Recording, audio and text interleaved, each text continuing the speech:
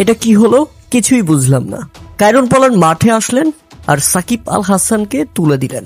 অনেকে এখন প্রশ্ন করবেন সাকিব কি তাহলে আউট হয়েছে? না দর্শক, সাকিব আল হাসান আউট হয়নি। পাড়ার ক্রিকেটে একটা ঘটনা আপনাদের কি মনে আছে?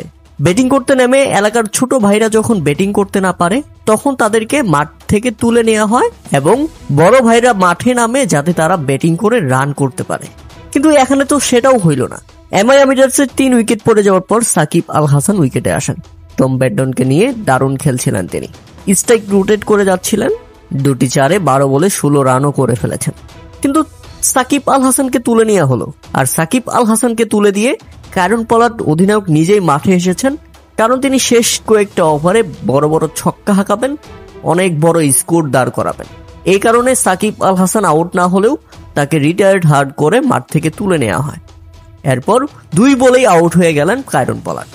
2 বলে 4 রান করে এই ব্যাটসম্যান ফিরে যান প্যাভিলিয়নে। মানে এটা বাংলাদেশের জন্য কতটা লজ্জা একবার চিন্তা করছেন? এটা সাকিব আল হাসানের জন্য কতটা লজ্জা একবার চিন্তা করেছেন?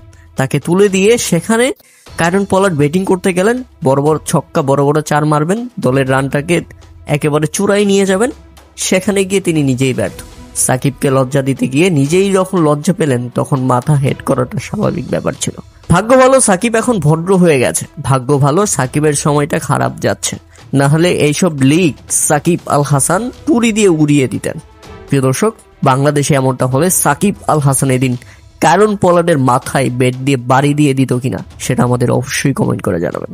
তবে এই অপমানের জবাব খুব শীঘ্রই সাকিব আল হাসান দিবেন ইনশাআল্লাহ, আমরা আশা করছি।